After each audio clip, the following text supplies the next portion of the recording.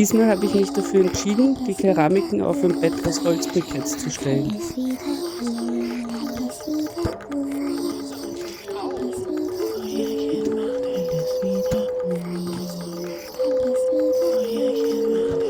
Stell dir vor, du probierst was aus und es haut hin.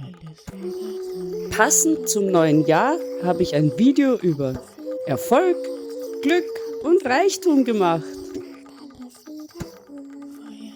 Nein, war nur ein Scherz. Ich habe aus Dreck ein paar Sachen geformt, die ins Feuer geschmissen und ihr könnt mir dabei zuschauen. Viel Spaß bis dahin, aber das war's jetzt.